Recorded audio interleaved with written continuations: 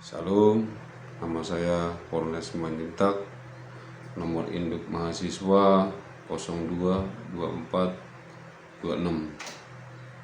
Saat ini saya mau mempresentasikan tugas kuliah tentang teori-teori sosiologi.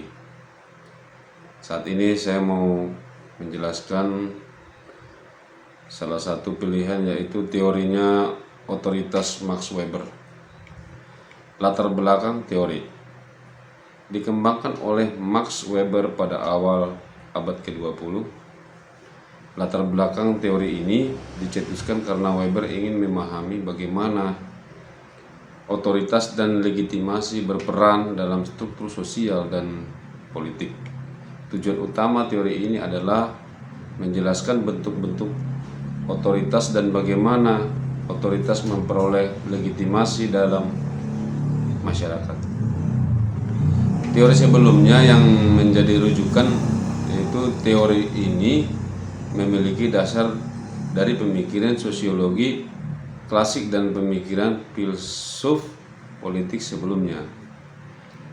Weber mengembangkan teorinya dengan mengkritisi dan mengembangkan pemikiran Karl Marx tentang kekuasaan serta pemikiran Emil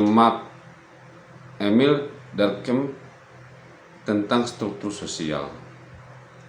Perbedaan utama dengan teori sebelumnya adalah fokus Weber pada bagaimana otoritas diperoleh secara sah, bukan hanya melalui kekuatan atau pengaruh ekonomi.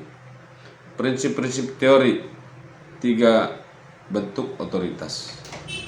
Yang pertama adalah otoritas tradisional, berbasis pada kebiasaan dan warisan turun-temurun.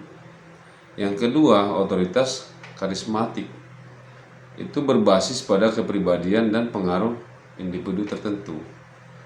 Kemudian yang ketiga, otoritas rasional legal, berbasis pada hukum dan aturan yang rasional. Contoh kasus: konflik pemerintah dan masyarakat adat Papua. Konflik ini muncul karena perbedaan sistem otoritas antara pemerintahan nasional atau rasional legal dan kepemimpinan adat Papua atau tradisional.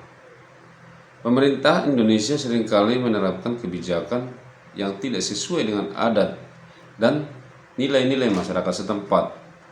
Pemimpin adat memiliki legitimasi di mata masyarakat lokal, tetapi tidak selalu diakui oleh pemerintah nasional. Penyelesaian konflik dengan teori Weber. Menggunakan teori Weber, penyelesaian konflik ini dapat dilakukan dengan yang pertama, menciptakan dialog antara pemimpin adat dan pemerintah untuk memahami legitimasi masing-masing. Kemudian yang kedua, membangun mekanisme hukum yang menghormati tradisi adat sambil tetap mengakomodasi hukum nasional. Kemudian yang ketiga, menjembatani kesenjangan antara otoritas tradisional dan rasional legal agar terjadi kesepakatan yang adil bagi kedua pihak. Kesimpulannya adalah teori otoritas Max Weber sangat relevan dalam memahami struktur kekuasaan dan legitimasi di Indonesia. Kemudian dengan menerapkan prinsip-prinsipnya, kita dapat memahami dinamika otoritas dan konflik yang muncul dalam sistem sosial dan politik Indonesia. Kemudian teori ini dapat digunakan sebagai pendekatan dalam penyelesaian konflik, tetapi implementasinya membutuhkan strategi dialog dan kebijakan yang memperhitungkan aspek budaya dan politik. Penyelesaian konflik berbasis teori Weber membutuhkan keseimbangan antara hukum adat dan hukum nasional, serta dialog terbuka yang melibatkan semua pihak terkait. Demikianlah teori yang saya sampaikan. Terima kasih, Tuhan berkati.